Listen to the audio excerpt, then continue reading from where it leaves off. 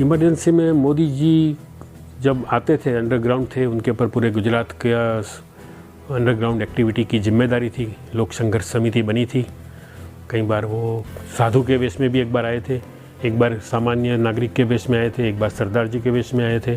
साधु के वेश में कोई संत ने हमको ये पत्रिका दिया है और पहुंचाना है सबको, तो इस तरह से हम लोगों ने उसको बंटवारा करके काम किया था। जब पुलिस हमारे पास आई तो भैया पत्रिका कौन से आई, तो हमने उनको बोला था कि भाई ये तो हमको कोई संत दे के गया है।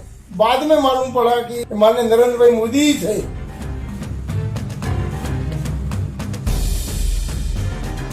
एक बार उनको ऑटो रिक्शा वाला सरदार जी मिल गया था और वो पंजाबी में बात करना शुरू कर दिया था उसने तो थोड़ी मुश्किल हो गई थी।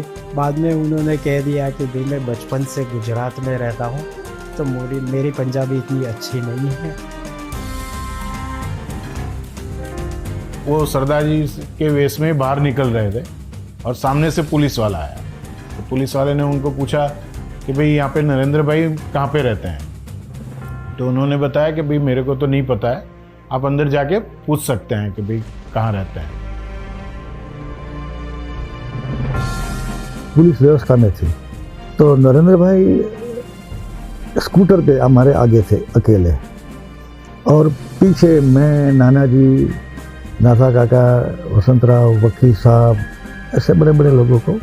तो साहब ने भी पुलिस देखी, हम सब ने पुलिस देखी, तो हम सब घबरा गए कि क्या होगा, ये नरेंद्र भाई आगे आगे जा रहे हैं और कुछ होगा। तो सबसे मैं घबराहट में था कि मेरे क्षेत्र में सब गिरफ्तार हो गए, ऐसे बड़े बड़े लोग।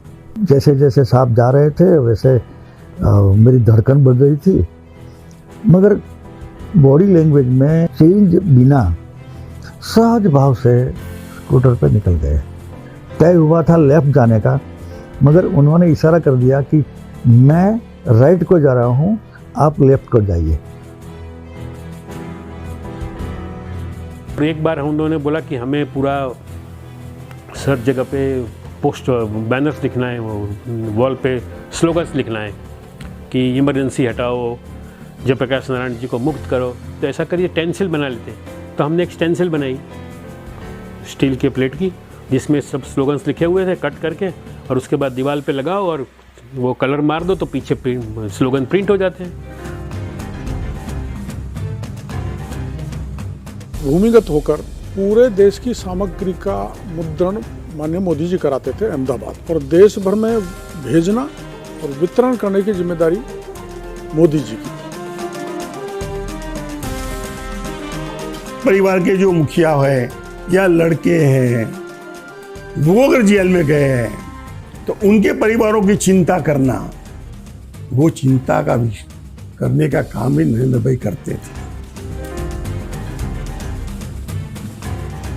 इमरजेंसी के दौरान हमको पता था कि नरेंद्र भाई को हम लोग बटुक भाई के नाम से जानते थे। बहुत कम लोग थे जो नरेंद्र भाई को बटुक भाई नाम है ऐसा पता था। बाद में उन्होंने एक पुस्तक लिखा, संघर्ष में गुजरात करके। वो पुस्तक लिखने के लिए उन्होंने 1 महीने तक सिर्फ भाजी खाई थी। छोटे छोटे कार्यकर्ता ने भी क्या किया है, तो वो उस पुस्तक में उन्होंने लिखा, कुछ छूट ना जाए और कुछ गलत ना लिखे।